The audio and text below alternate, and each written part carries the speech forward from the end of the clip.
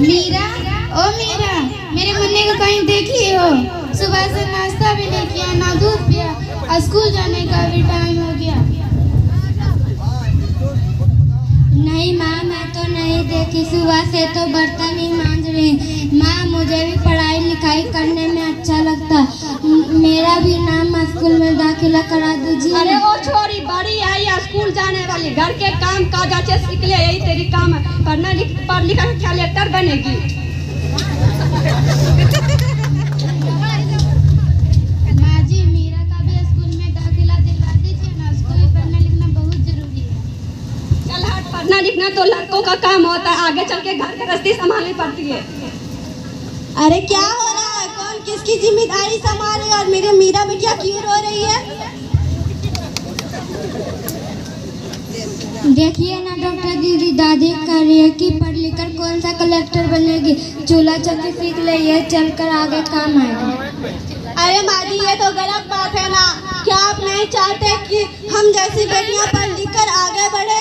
मैं तो आज ही टीचर दीदी से बात करके मीरा को स्कूल में एडमिशन करवा देते हैं। और मैं तो यहाँ इसलिए आई थी कि मुन्ना पोलियो ड्रॉप पिया है कि नहीं। पोलियो ड्रॉप के जगह जगह कैंप लगे हुए हैं। अच्छा वो डॉक्टर दीदी, आप आज मुन्ना को पोलियो ड्रॉप पिला दीजिएगा और मीरा का स्कूल में दाखिला भी दिला दीजिएगा। अच्छा मीरा, अब मैं चलती हूँ। तू जरूर एक दिन पढ़ लिख कर मुझसे भी अच्छा डॉक्टर बनोगी। अरे ये देखो, अखबार में प्यारी बेटी के बारे में कितनी सुंदर कविता आई है। आओ ये कविता मैं तुम्हें पढ़कर सुनाता हूँ। कहती बेटी बाँ पसार, मुझे चाहिए प्यार दुलार, बेटी की अनदेखा क्यों करता है निष्ठुर संसार। सोचो जरा, हमारे बिना बसा सकोगे घर परिवार?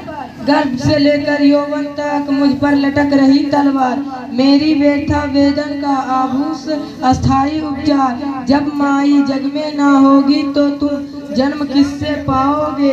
जब बहन ना होगी घर आंगन में, किससे रूठोगे, किसे मनाओगे? दादी नानी ना होगी तो तुम्हें कहानी कौन सुनाएगा?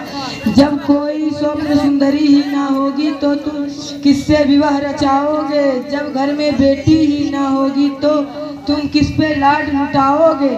जिस दुनिया में स्त्री ही ना होगी उस दुनिया में कैसे रह पाओगे? जब तेरे घर में बहू ही ना होगी तो कैसे वंश आगे बढ़ाओगे?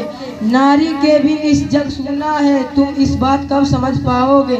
हाँ तो भाग्यवान, कैसी लगी कविता? मजेदार रहा ना? कहे कि मजेदार, मुझे पसंद नहीं आई।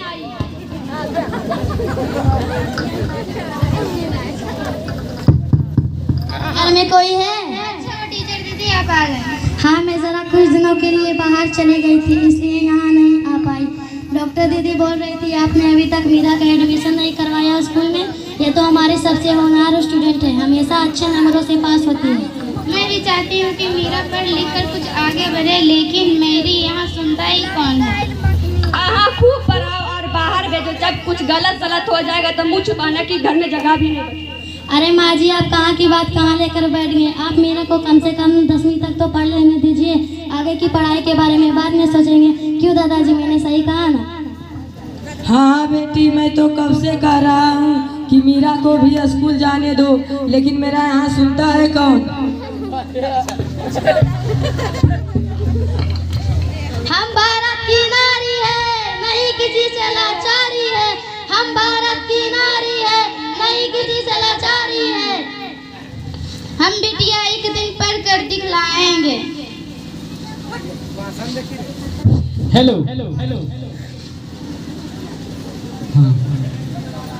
हमें ये नाटक से ये शिक्षा मिलती है कि बेटियों को आगे तक पढ़ाइए और जिस तरह से बेटा को मानते हैं उस तरह से बेटी को भी मानिए, क्योंकि इस दुनिया में बेटा कुछ दूर जाके माता पिता को छोड़ देता है, लेकिन बेटियों कभी जिंदगी भर नहीं छोड़ेगा।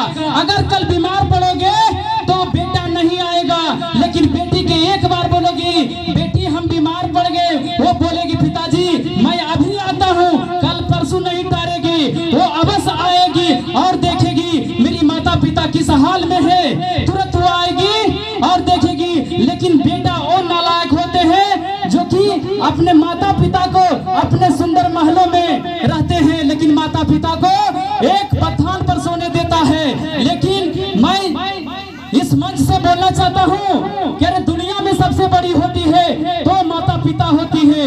कभी भी जिंदगी में अगर सफलता पानी है, कितनों भी सफलता पा लीजिए, लेकिन माता पिता को कभी भूलिए नहीं, क्योंकि वो हमारे जीवन का पालनहार है। और गुरुओं, माता पिता ने जन्म दिया है, गुरु ज्ञान देता है जो कि अंधेरे से दूर में करके रोशनी देती है।